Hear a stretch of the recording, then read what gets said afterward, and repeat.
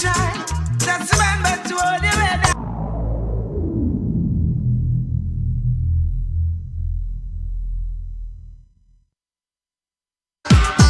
Yeah, what a feeling. Whoa, what a feeling. Yeah, what a feeling. Whoa. Hi, this is Julie, and I'm the host of the new show, The Truly JULI Experience. You can catch me every Saturday from 1 to 2 p.m. on Flex FM Radio and also on our website at flexfm.online. That's www.flexxfm.online. Again, that's the Truly JULI Experience coming to you every Saturday from 1 to 2 p.m. You can catch us on all our social media at Flex FM Radio and again on our website at flexfm.online. She love me right in me eye and tell me she this a full time. She be very that hot, sexy look. FAMU Mary and the Galleon Foundation presents the Caribbean Food and Rum Festival. Come and enjoy a wide variety of rums, food, and lots of fun with live performances from Third World, Barrington Levy, Allison Hines, Patrice Robert, Peter Ram, Julian Believe, and many more. Now on Sunday, December the 12th at Arch Park, downtown Hollywood. Tickets available at CaribbeanVillage.net. Must adhere to all COVID-19 protocols to enter venue. Newsflash. On a year, Nikki Blaze HQ presents Blazing Fridays each and every Friday from 10 p.m. to 12 a.m. You know how she do it. She gonna have special DJs, special guests, artist interview, and you know my favorite, live performances on none other than Flex FM, the best FM, my FM, and your FM. I come on at the mouth cool and I tell us don't forget this one. My daughter never on the here again. Blazing Fire, Nikki Blaze from Flex FM, the best FM. No, me don't want to listen to our next FM. Remember, a Blazing Friday, 10 p.m. to 12 a.m. Remember that every Friday night, 10 p.m. to 12 a.m. And you hear it from your boy Nakuma who knock them out cold, y'all. Well, this is reggae dancehall artist Billy Blade representing for Nikki Blaze right now. Welcome back home to the Flex FM studios and radio station with your program Nikki Blaze HQ, Blazing Fridays. Every Friday, 10 p.m., 12 a.m. Artist news, views, reviews, and live performances. Easy. Welcome back. Welcome home, Nikki Blaze, to Flex FM Radio. Flex FM, the best FM, my FM, and your FM.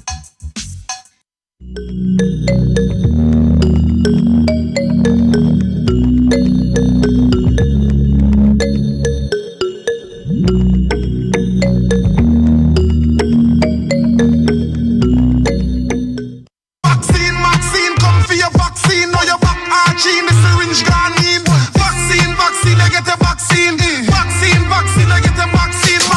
Vaccine, come for your vaccine. Now your back arching, the syringe gone in. Vaccine.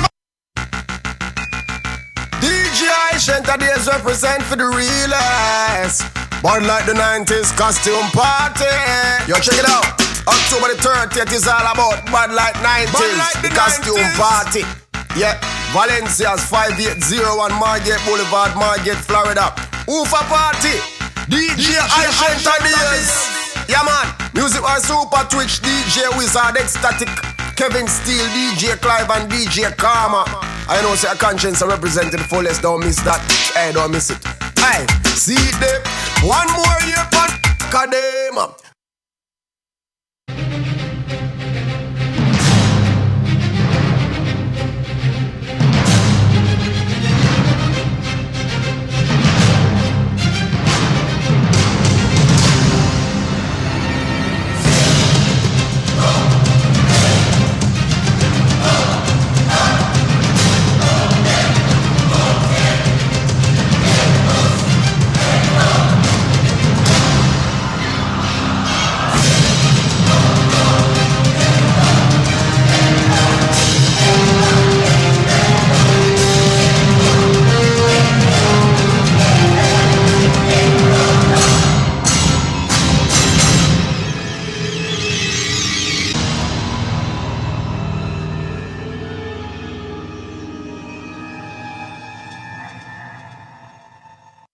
Become a sponsor of the Caribbean News by placing your ad here. Contact the news department at 954-464-5900. It's time for Caribbean News, covering current events from around the world, regionally and locally, with Sean Garrity on this station. It's news the Caribbean can use. And now, the details. Colombian main suspect in assassination of former Haitian President Jovenel Moïse arrested in Jamaica.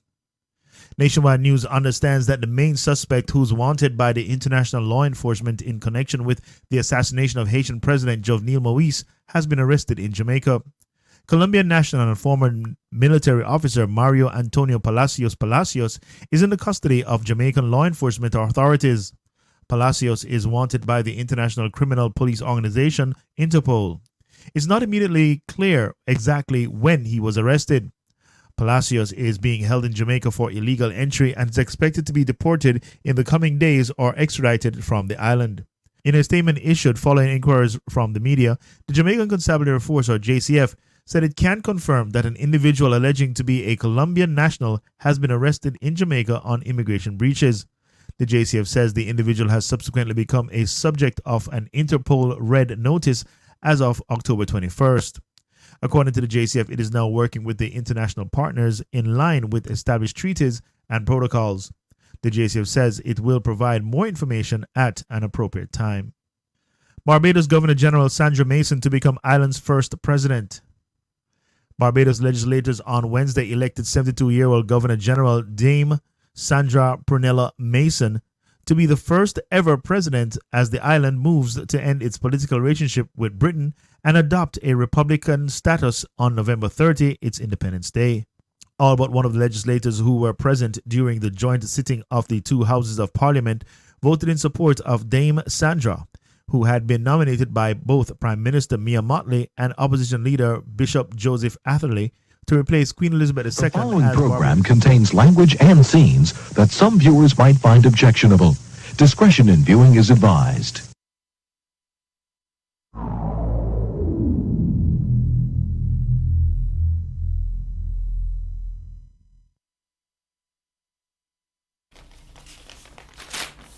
Okay. Good afternoon, everyone. Welcome to the Truly Julie Experience. My name is Julianne Lee, and welcome to a show that covers topics in fashion, entertainment, and lifestyle that helps you look good, feel good, and live good. As I said, my name is Julianne Lee. I thank you for joining us for another episode. In the studio with me this afternoon is our special guest, Trisha Chung Foster.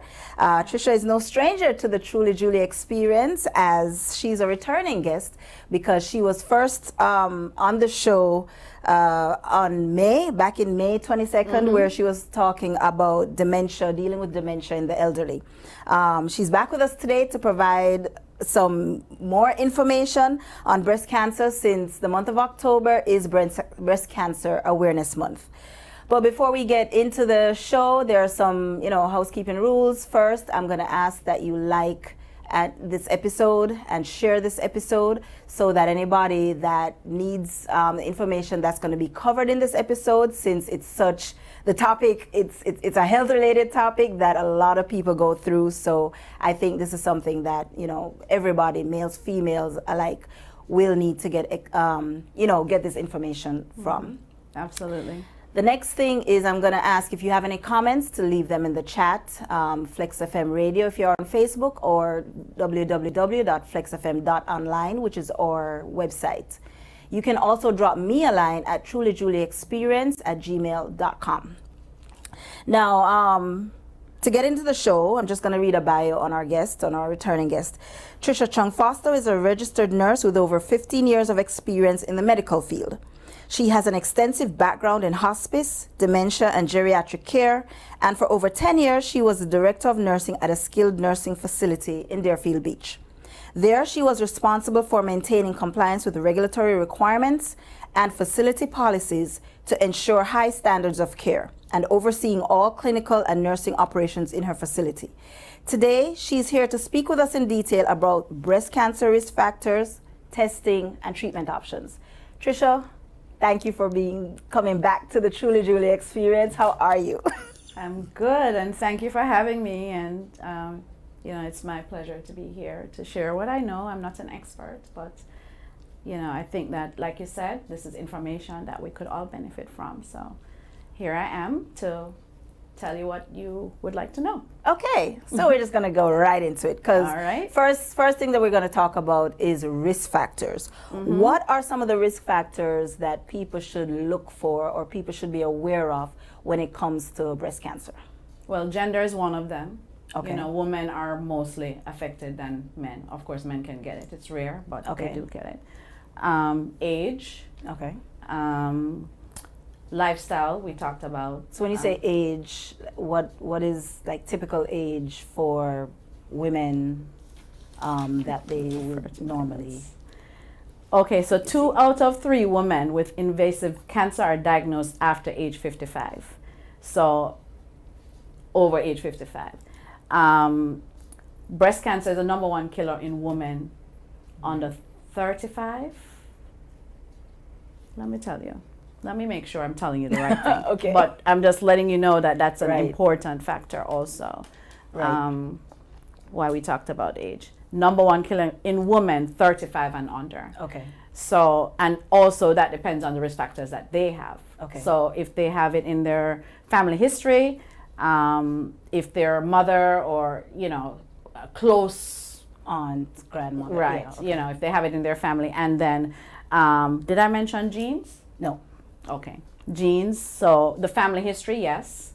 Personal health history is a factor. If you had breast cancer before, let's say you had it in one breast, you're at risk to get it in the other breast. With the genes, there are certain genetic factors. There's the BRCA1 and the BRCA2, which if you have that particular gene, you're predisposed.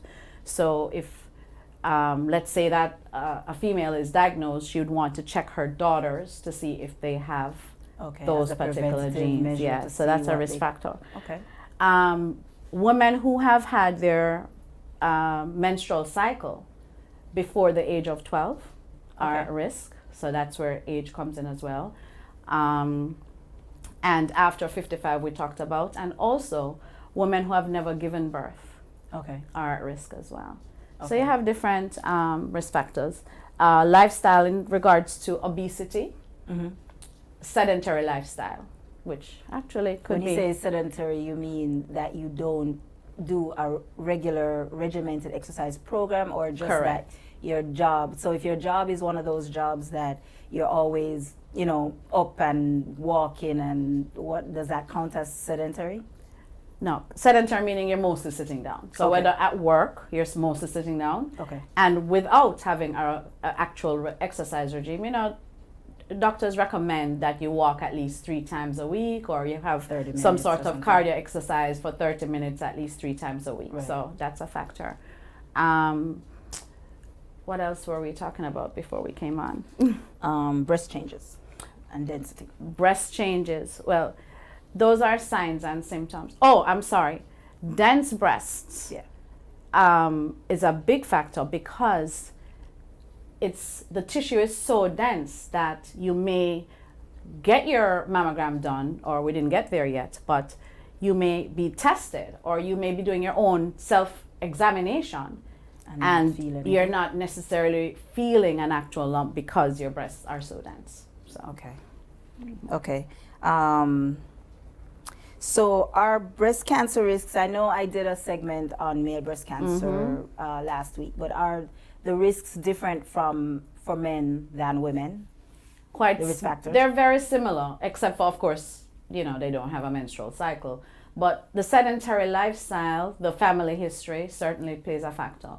It's not a very common, situation, but men do get breast cancer and have to go through the process, the same treatment options. So you had said, just a couple of seconds ago, that if you find out you have breast cancer, as a woman, you want to check your daughter. Should you be checking your sons also? That's a good point. It's not technically recommended on paper, but I think that would be a good idea, being that it is a genetic factor. And it's for a men. possibility. And it is a possibility, yes. Maybe rare, but it's a possibility. Yes, Okay. absolutely. So can breast cancer be prevented? It cannot be prevented per se. You can minimize the risk. You can minimize the risk. You know, trying to have proper exercise, follow proper diet, and so forth can minimize the risk. But if you already have that in your family history, you are already at risk. So you can minimize that risk, but you can't necessarily prevent it. And then, do you really know your true family health history? Yeah, that's true, because a lot of times families don't even know like your parents may not know what their parents may have had or passed from or whatever. And there's this thing in families, especially, I know culturally we're Jamaican, and a lot of times, you know, parents don't want to, or it's not a conversation we like having. Yes. That our family history, you know, we had so many parents, grandmothers, whatever, die from breast cancer.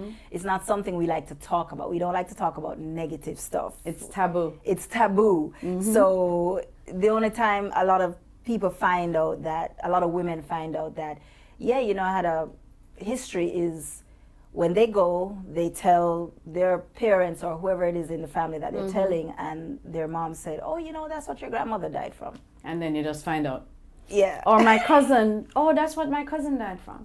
But I have, just to give you a quick example, you know, I have a very close friend of mine who, it's been about 20 years now, that she felt a lump in her breast. And she said, Trish, you know, it's not, maybe about 15 years. Okay. Whatever it was. But the point is, she's a survivor. She had a lump in her breast, and she wanted me to feel it and let her know what I thought about it. And the minute that I felt it, I knew. And the reason I knew is when we show this picture that's coming up that shows the, you know, what the breast looks like, you know, and how it feels. That lump, it felt like a, you know, in Jamaica, the brick that we use to build our homes. Whoa. It felt like a piece of brick in her breast. And what was really interesting in this particular case is that she never ate meat. She was a vegetarian, strict vegetarian. She never had anything sugar.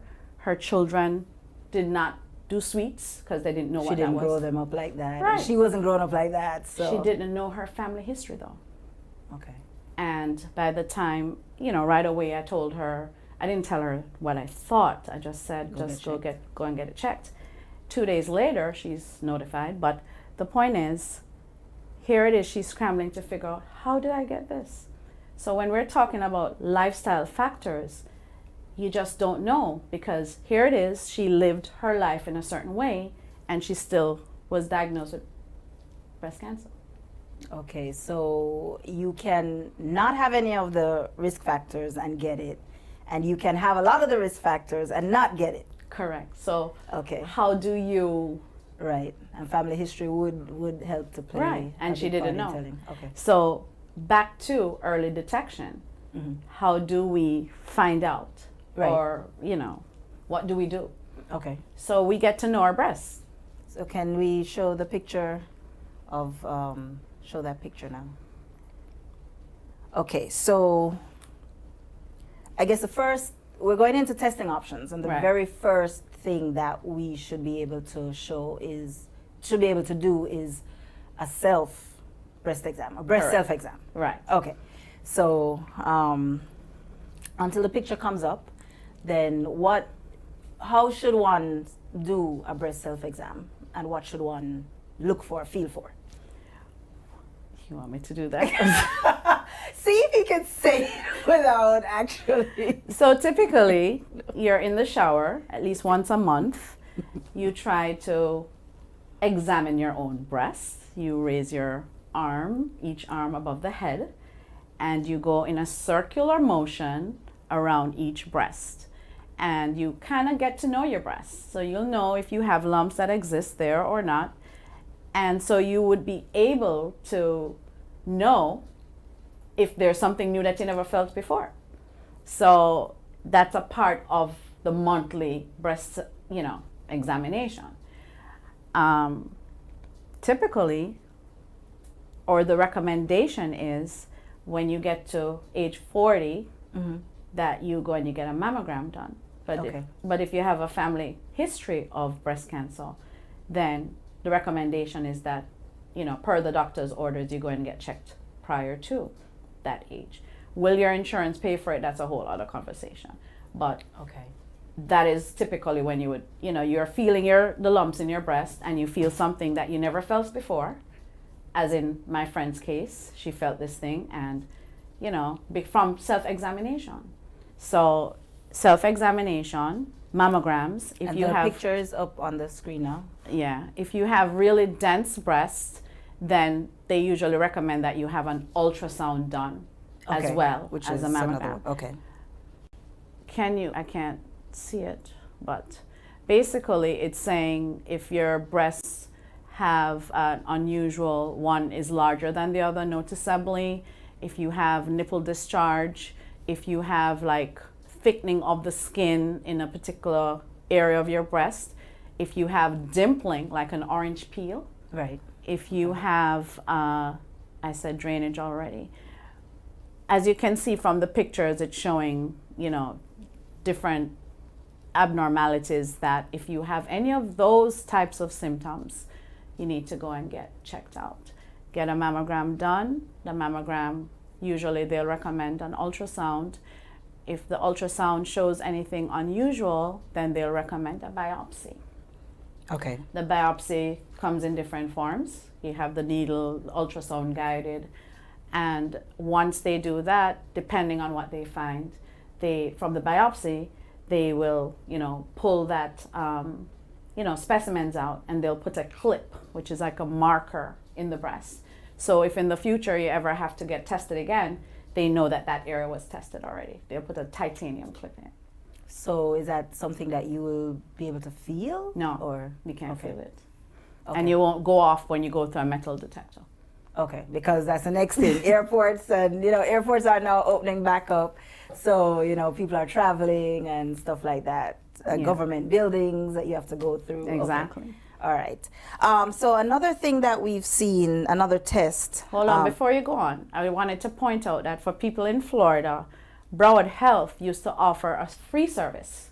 Right. To, Florida residents, or, in our community anyway. Right. They used to offer free mammograms that you could just sign up, and if you don't have insurance, you could go and get a mammogram done. And it was typically in the month of October. Right. I was about to say, I think that there are other organizations also, yes. Like American Cancer Society. Mm-hmm. You have the National Breast Cancer Foundation. Right. National Cancer Institute. Right. Susan G. Komen. Yeah, they offer, if you don't have insurance, that will cover it. They will offer either free or drastically reduced mammograms because they know this is something that affects a wide, variety and a wide number population-wise. So what you can do is call those organizations they have a 1-800 hospital. Go to your hospital doctor and they say they should be able to give you at least a number or website or something that a resource you can go to in order to find that out. Because one stat that I did find is that although women, the mortality rate for women with breast cancer is around 3%, African Americans, black people, they are 40% more likely to die from breast cancer than any other race, nationality, race. I have it right here. For women under the age of 45, breast cancer is more common in black women, as you just said, than white women. Is it that it's more common, or is it that it's more commonly found? No, that's a good question. Are they being screened? Right. So they would have to do some sort of study to show that. Is there any other race statistic here? It does say 1 in 8 women in the United States will be diagnosed with breast cancer in her lifetime. Right. And on average, every 2 minutes, a woman is diagnosed with breast cancer in the United States. It said here, this year, 2021, an estimated 43,000, approximately 44,000 women will die from breast cancer. Yeah. So it's a very serious. Yeah. It's very serious. disease. So other testing options, MRI. Yes, an MRI can also be done. You know, the thing about it is that a lot of times with the testing, they're also testing other areas too. Okay. Yeah, that's You what I know. was gonna get into, because I know from personal experience that a few years back I got my first mammogram because, you know, my gynecologist was like, you know, we see a mass in your, you know, in your left, under your left breast, and then they saw also something ovarian. Yeah. So in doing my little research, because, you know, something like that, I'm like, okay, Julie, don't What's freak going out. on? What is going on? You have Google University around. So the first place I went to is Google, and I kept seeing that a lot of times breast cancer would show up with either ovarian cancer or cervical cancer. And that's not rare. So why do you think that is? Is it just that cells travel, or? Cells travel, but it's also from a feminine standpoint.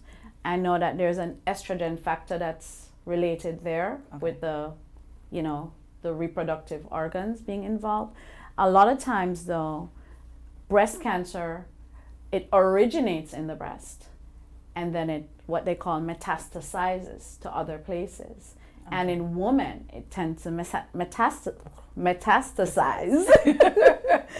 in the cervix or in the ovaries. And then sadly enough, it might spread to the lungs and the spine and, you know, other places. Okay, so checking for breast cancer is not only just checking for breast cancer. It's, You have to, just like could how be an indication that, hey, there's something's something's going on. Reproductively wise going on. Remember, a part of a woman's preventative care or for maintenance, in addition to your mammogram, you're doing your pap smear. Right. They kind of, okay, so yeah, you know, you we women have to go through, not to say the men don't, but the women seem to be going through all this poking and prodding all the time just to make sure we're good. Yeah. You know? Okay. So, all right. So there was something else I wanted to talk about. What is the genetic mutation testing? That's something else. That checks for what genes? BRCA1 and BRCA2. Okay. Now, depending on your health insurance, it may or may not cover that testing, and it's very costly. But because of the seriousness of the disease, there's some people who, and there are a lot of the celebrities too, who have had that testing done, because I think like Angelina Jolie went and she did it, and famous. she found out that she had a bilateral mastectomy right away. Which is removal of both breasts. Both breasts, correct. Okay. Yes. All right. I wanted to mention there's just a couple things that some people believe in terms of wearing underwire bras, wearing deodorants that have aluminum. Okay, I've heard about that. Using the microwave, actually getting a mammogram. These are things that they talk about that are contributing factors. There has been no actual scientific evidence to suggest that these things, even the cell phone, that they say have been, you know. Okay, so I've heard about the factors. deodorant because of the aluminum. And the microwave because of the microwaves. What is it about the underwire? Because of the wire. Supposedly, because the wire has that metal element in there, and wearing the underwire bra day in, day out, supposedly. So there's no, and also breast implants. Okay. They have, you know, these are things that I don't know that it's been actually scientifically proven, but I do know that those are some of the things that they say may be a contributing factor. And the mammogram, because of the little like radiation or radiation, correct. Just like the microwave, the mammogram machine. That's true. But if you've ever had a mammogram done, as painful as it can be, it's not an extended period of time that you're exposed, right? You know, to. But if you get it, okay. So how often are you supposed to get one? Because I've heard once a year after a certain age, or I've heard once every 2 years after a certain age. After 3 years after 50, and So there is a sliding scale, or okay. And it also, the doctor will prescribe you or write an order or prescription for you to have a mammogram. The frequency depending on your own health history and your own family history. Okay. You know, for example, if you did a mammogram this year and the mammogram was abnormal or showed something that they may have similarly to a PAP, right? They may tell you to repeat that mammogram in 6 months. Yeah. You know what I mean? Your insurance may not pay for it because the insurance is only going to pay for what they consider to be preventative medicine, which is the annual fee. Okay. So, you know, a lot of what we're talking about, just like how you're saying, the blacks and the whites, the comparison, is it because are they all being tested or lack of testing, or, you know, right. It could also be a financial because factor, of finance. you know. Okay.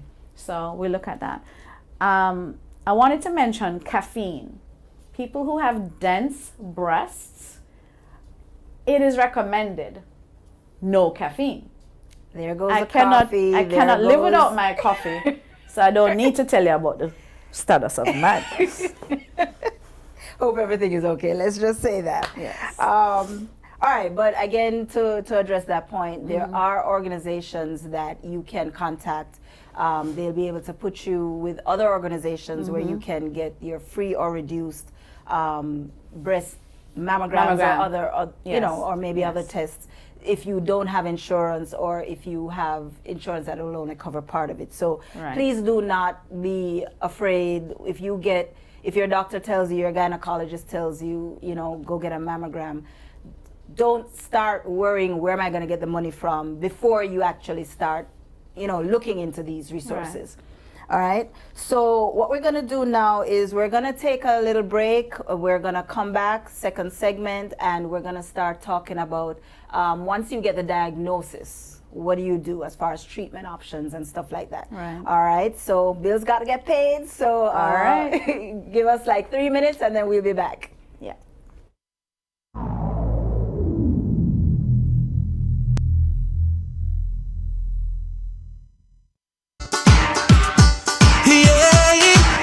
What a feeling. Whoa, what a feeling. Yeah, what a feeling. Whoa. Hi, this is Julie, and I'm the host of the new show, The Truly Julie Experience. You can catch me every Saturday from 1 to 2 p.m. on Flex FM Radio and also on our website at flexfm.online. That's www.flexxfm.online. Again, that's a Truly Julie Experience coming to you every Saturday from 1 to 2 p.m. You can catch us on all our social media at Flex FM Radio and again on our website at flexfm.online. She look me right in the eye and tell me she this a full time. She be very like hot, sexy look. FAMU Mary and the Galleon Foundation presents the Caribbean Food and Rum Festival. Come and enjoy a wide variety of rums, food, and lots of fun with live performances from Third World, Barrington Levy, Allison Hines, Patrice Robert, Peter Ram, Julian Believe, and many more. Now on Sunday, December the 12th at Arts Park, downtown Hollywood. Tickets available at CaribbeanVillage.net. Must adhere to all COVID-19 protocols to enter venue. Newsflash. On a year, Nikki Blaze HQ presents Blazing Fridays, each and every Friday from 10 p.m. to 12 a.m. You know how she do it. She gonna have special DJs, special guests, artist interview, and you know my favorite, live performances on none other than Flex FM, the best FM, my FM, and your FM. I come on at the mouth cool and I tell us don't forget this one. My daughter Deba on the here again. Blazing Fire, Nikki Blaze from Flex FM, the best FM. Now me don't want to listen to our next FM. Remember, a Blazing Friday, 10 p.m. to 12 a.m. Remember that every Friday night, 10 p.m. to 12 a.m. And you hear it from your boy Nakuma who knock them out cold, y'all. Well, this is reggae dancehall artist Billy Blade representing for Nikki Blaze right now. Welcome back home to the Flex FM studios and radio station with your program Nikki Blaze HQ, Blazing Fridays. Every Friday, 10 p.m., 12 a.m. Artist news, views, reviews, and live performances. Easy. Welcome back. Welcome home, Nikki Blaze, to Flex FM Radio. Flex FM, the best FM, my FM, and your FM.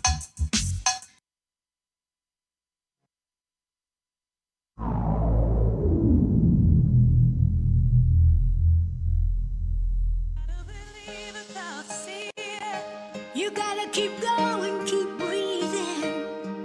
When you face a day that feels like you're gonna break, you gotta believe what I see.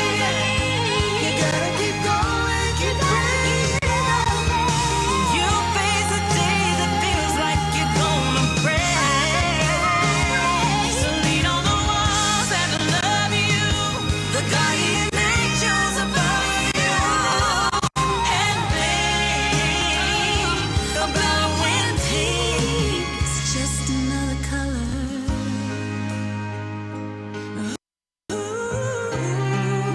Just another color.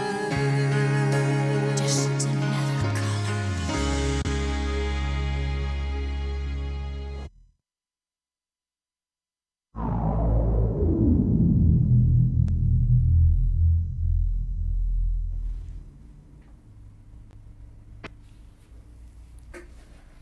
All right, everybody, welcome back to the second segment of the Truly Julie Experience. I'm here with registered nurse Trisha Chung Foster, and we're talking about breast cancer awareness, risk factors, and testing in the previous segment.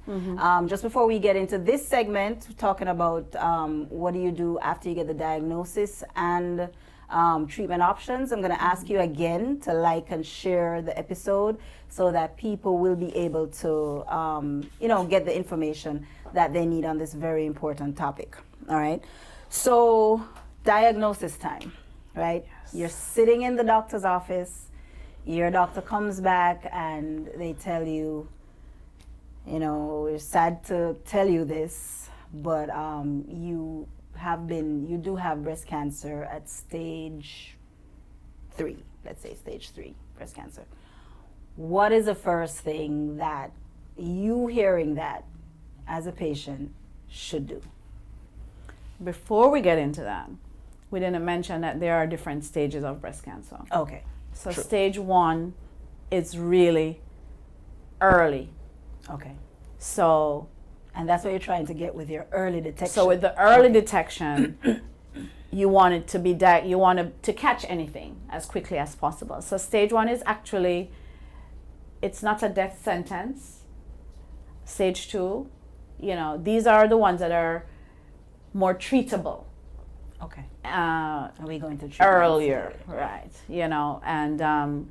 But when you start going into stage 3 and stage 4, and depending on how aggressive the particular type of cancer, because they have different types, and of course we need more time, and also depends on if the lymph nodes are involved and so forth. So you're in the doctor's office and they come in and tell you have stage 3. Stage 3 is advancing. It's pretty serious.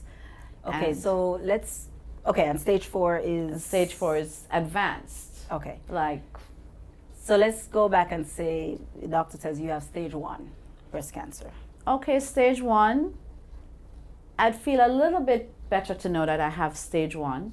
I would feel better to know that I don't have it at all.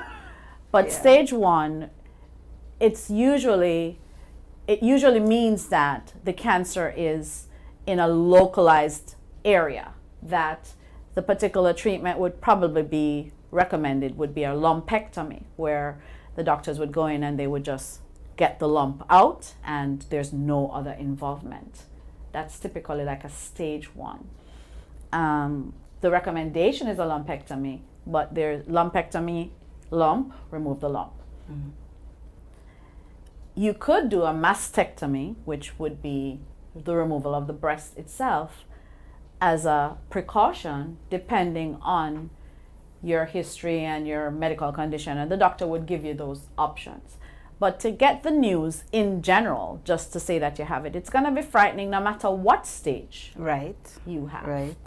You just know that stage 1 is, you know, that's probably the easiest one to be treated and, you know, I want to say curable. Okay. If you want to say that. Because you can actually remove the lump, and then they would say, okay, once we remove the lump, we'll do some radiation to that area, and the likelihood based on lack of involvement of other tissue and other or lymph nodes in the area, then you're good. So just to clarify, when it comes to breast cancer or cancers overall, stage 1 is the lowest. Lowest, and stage and 4 is the high. Is the highest, is the most advanced. Yes. So I guess when you hear that news, you have whatever stage you have breast cancer. First, breathe. Of course. Right. You're probably going to be in. It's going to take a while to process. You have to process that information. Like, I have breast cancer. You know, I really have breast cancer. Do I really have? How did I get it? Okay, and that's probably a question that you're going to ask your doctor sitting Correct. right then and there. Correct. Okay. So to the next question is, after you take Process some time, it after you process it, how long do you have to process it before? Will your doctor tell you at that time when you're sitting down that, okay, here is what I suggest you should do as far as treatment? Or I can go back to my same friend who at the time when I felt her lump and I told her, you need to go and get this checked, and she looked at me and she said, what do you think? And I said, I'm not a doctor. You need to go and get testing, get it tested. They're going to have to do a biopsy to see. They called her back in 2 days. There's no question. Sometimes you can get a 2-day call and it's good news. But when you already have a lump that you know the doctor would have already told you that it's suspicious, you know, in the size, in the shape, in the feel, in the dimpling on the breast, the symptoms that you're actually showing.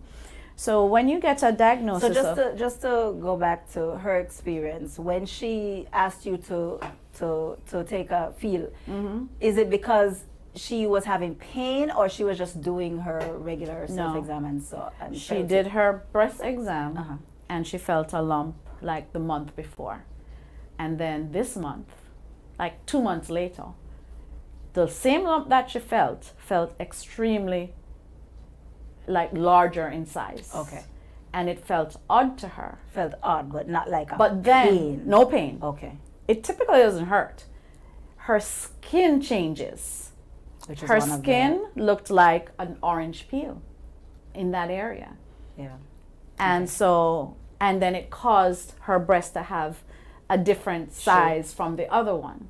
Okay. So she kind of already knew, but when they called her and told her this news, she was already stage 3 aggressive. Okay. So they recommended surgery the following week. How do you process that? She has 2 children, her mom, her family. Right. Her children were 5, 6, and 9, I think, at the time. Young. Okay. So processing it yourself and then trying to figure out how to tell your loved ones. And you have to consider the age of your children. And are you really going to tell them mommy's diagnosis? Exactly. You know? And that is actually a population that I wanted to, give a couple minutes to in this show, because I know that one thing is that parents, whenever they hear health news or bad news or whatever it is, their first instinct is to protect their children from hearing stuff like that.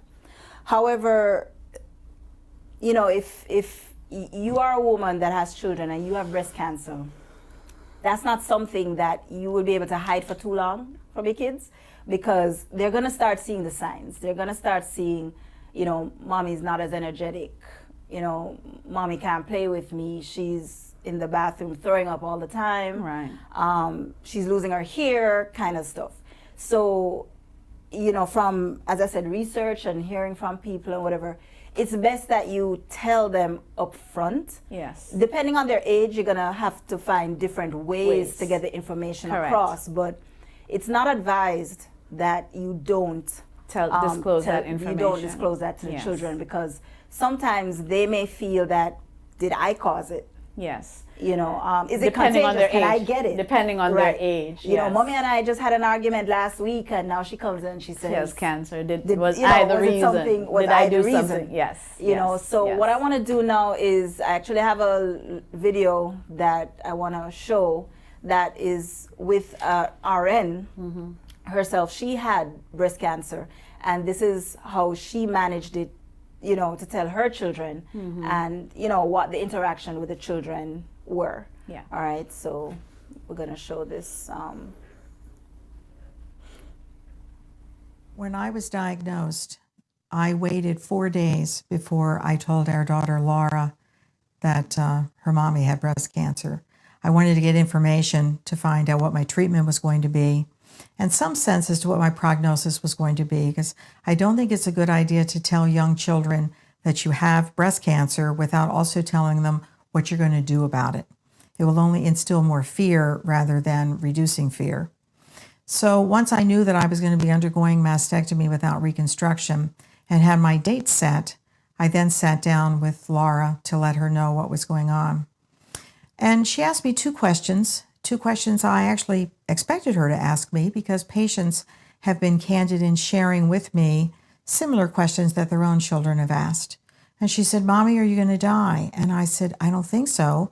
I actually have been diagnosed early. A mammogram has saved my life." And then she said, "Did you get breast cancer because you had me?" Which was a horrific thing to hear this youngster say. And I said, "Oh, no, honey.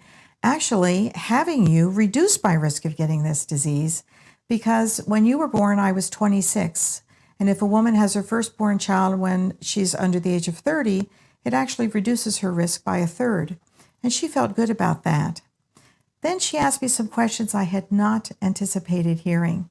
She said, "Well, will the doctor let you bring your breast home to keep?" I told her, I said, "I don't think I want to bring it home. I don't think that would make me feel better to look at it.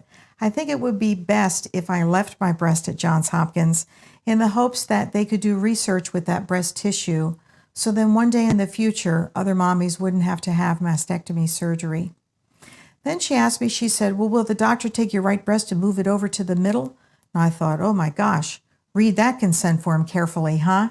I could be Miss Uniboob. I said, no, I'm not planning on having the right one rearranged. Why do you think the doctor should do that? And she said, "Well, Mommy, if he doesn't, you're going to lean to the right when you walk." So I showed her in a catalog what a breast prosthesis looked like. And I also showed her what a mastectomy bra would look like, having a pocket in it. And she said, "Well, that is a very clever thing, a bra with a pocket."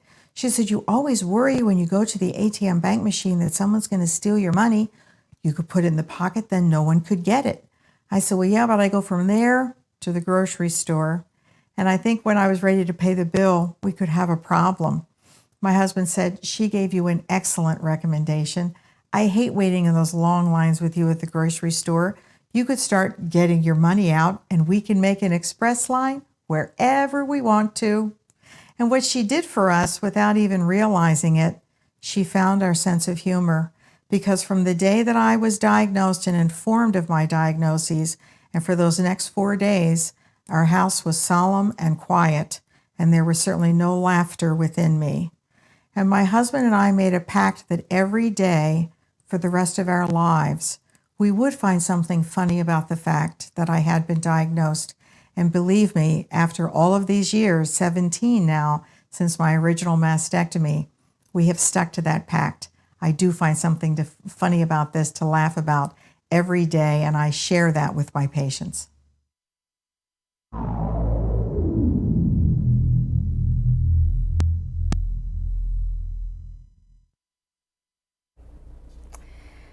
All right, so kids say the darndest. We're here cracking up. I mean, it's a serious. The video is talking about a serious topic. However, you know, that just goes to show that children and adults process information in different ways. Yes.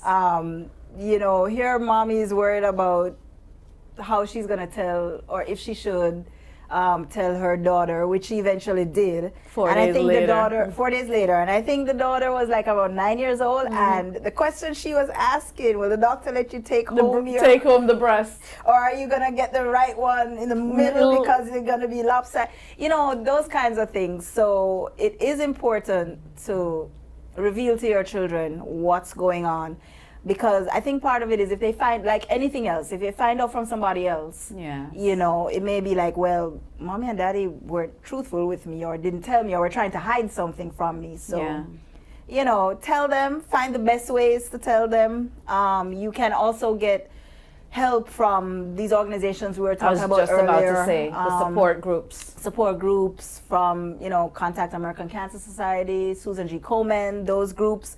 They have a support group for everything. So Gilda's Club. Gilda's Club, yes. Is a local, well, I think they have chapters in other states. Yeah, they do.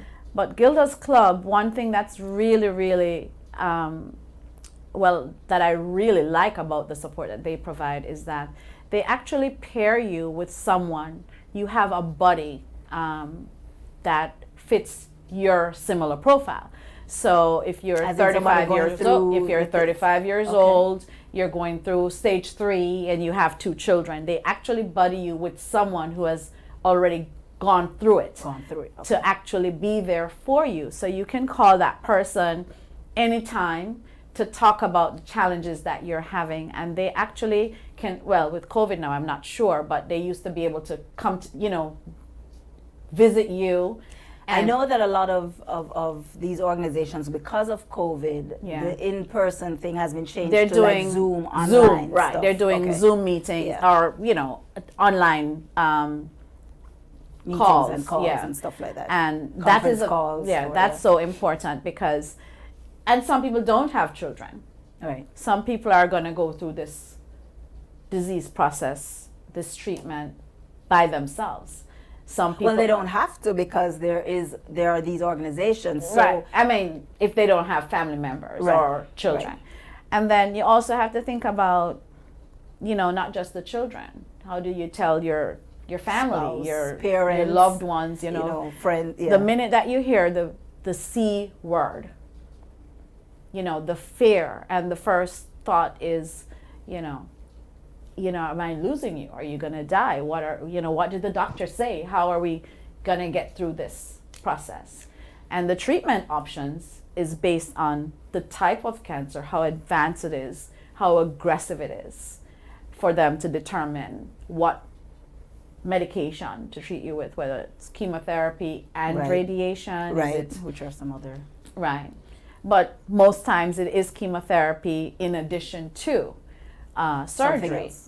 The surgery, you know, so you might do a mastectomy. The recommendation is always to do bilateral, meaning taking both off, because the reality is that if you have it in one, it can come back later in the second one. So the recommendation is to just do a bilateral mastectomy with reconstructive surgery.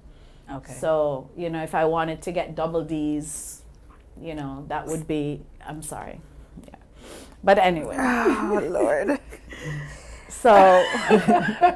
Use that as an opportunity. I should have said it. Okay. Yeah. All right. But then you have to go through, after the mastectomy, typically, to get rid of all the cells, and if there's anything in the lymph nodes and so forth.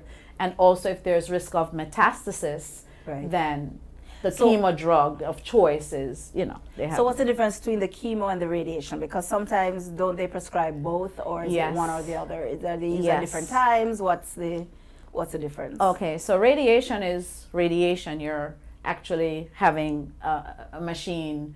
You're sitting in a, you know, in an area where your body is being, that body part is being exposed to certain rays levels. Okay. Right, and that's supposed to kill whatever the cells are. And sometimes it may be a lumpectomy, like in a stage 1 case. They remove the lump and then you do radiation to the area, and you know, and that's all you need. But depending on the type that you have, so the chemotherapy is actually done by intravenous. You can take it by mouth, but you have chemo drugs that are by mouth, but that's usually maintenance after you have already gone through, or depending on the stage that you are, because there are some that you can take by, a pill a day. Okay. It's a chemo drug, and insurance actually covers that. Your chemotherapy drug that you would be getting for like a, stage 3 or stage 4, I know Adriamycin, they would put it with, that was one of the main drugs that they used to use. I don't know now exactly. They have different cocktails depending, once again, on the stage and how aggressive the disease is. But that's done intravenously. You go in, they give you certain drugs, to help you to tolerate the chemotherapy. Okay. And you're there probably about 4 hours. So you're getting drugs to help tolerate the drugs. Right. And after you've completed the chemotherapy that day, you may have, if you do dose dense therapy where you're getting 2 medications and it's pretty aggressive and you have to go weekly, you're down for like 3 or 4 days once you get that chemo in your system. The chemo, it kills the good cells and the bad cells. Okay. Typically it's a long process. So right. So that is why, you and your doctor are going to be close. Bosom, and you have to be comfortable with your doctor. Right. Once the doctor gives you the diagnosis, remember the doctor is not necessarily the surgeon. Right. So now you're going to have to see a surgeon, and then you have to see an oncologist. You actually have a whole team that you're meeting with, and you really have to be comfortable with them and ask the questions that. Right. Don't be afraid to ask questions. Just like in any other situation. Because this is your life. You have to sometimes advocate for yourself. This is your life. Because sometimes, even in getting testing, right? The episode I did last week with male breast cancer, sometimes males go and they say, hey, doc, whatever. And their doc says, oh, I just feel something small. Let's watch it and let's see. Like, wait at that and point, see. Wait and see. You have to advocate for yourself, because some doctors, as I even had said, some doctors, they aren't even familiar with the fact that, males can get breast cancer. So they would say the wait and see, and then when something comes up. So don't be afraid to ask questions. You are your best advocate, so it's tempting to go Google University and look for stuff online. Whatever you find, speak with your team, your oncologist team about it. Yes, absolutely.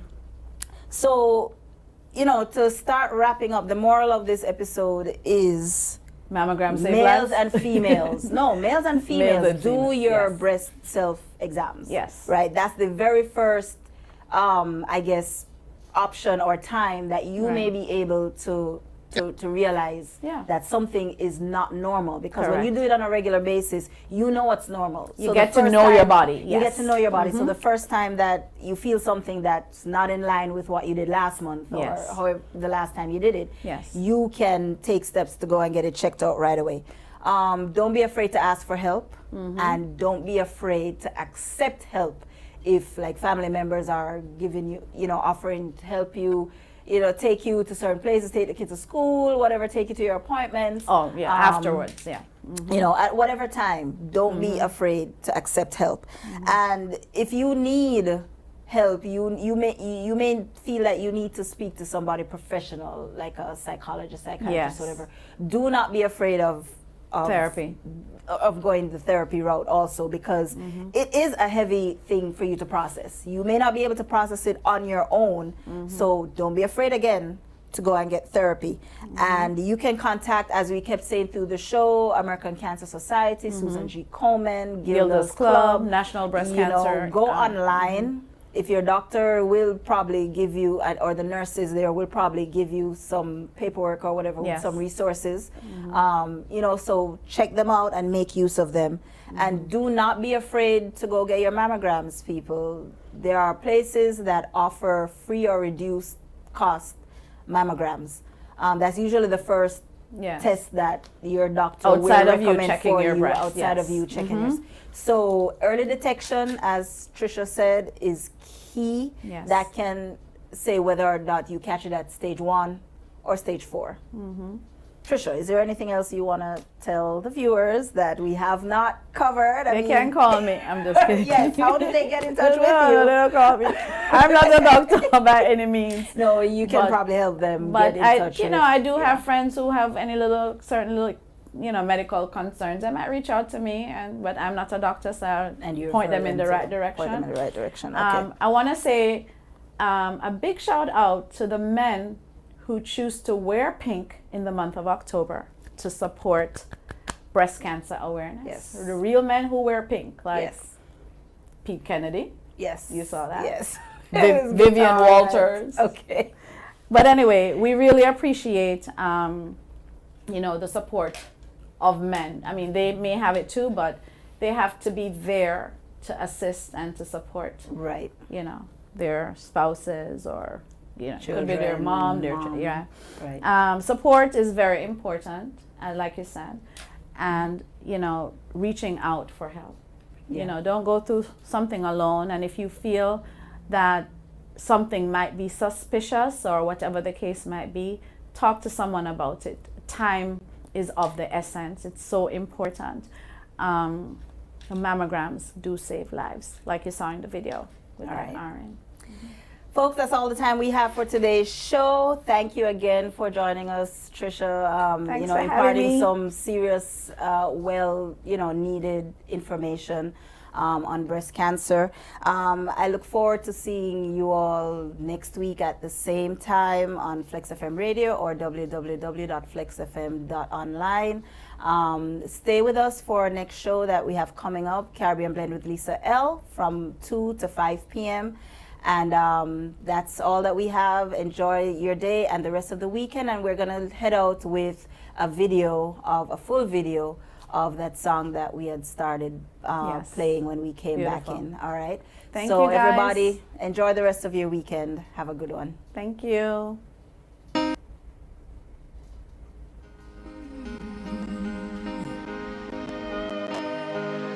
Someday, pink will just be a color, not a ribbon to remember, a best friend or a mother. Someday, you won't have to put a wig on, and a baseball cap will just be a hat. Not something to hide under, 'cause your hair is gone. Someday's coming in me. You gotta believe without seeing. You gotta keep going, keep breathing. When you face a day that feels like you're gonna break, lean on the ones that love you, the guardian angels above you, and think about where pink is just another color.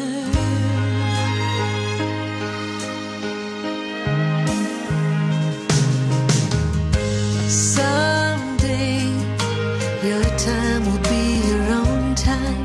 No waiting rooms or doctor's news that make you wanna cry.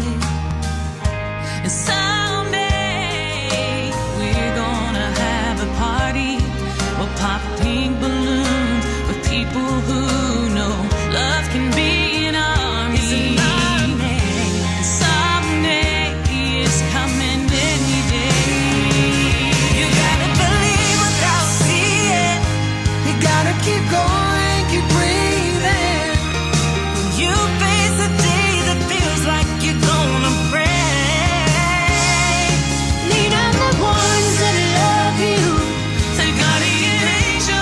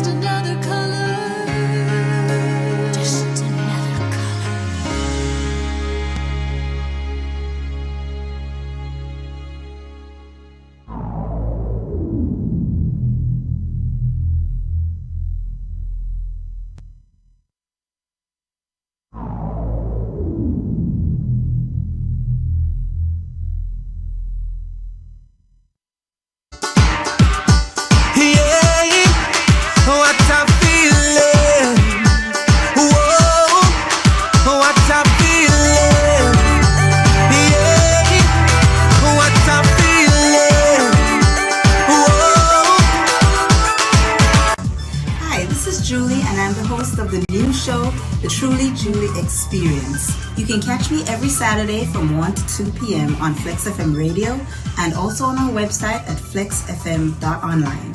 That's www.flexxfm.online. Again, that's The Truly Julie Experience coming to you every Saturday from 1 to 2 p.m. You can catch us on all our social media at Flex FM Radio and again on our website at flexfm.com. She look me right in the eye and tell me she this a full time. She very hot, sexy look.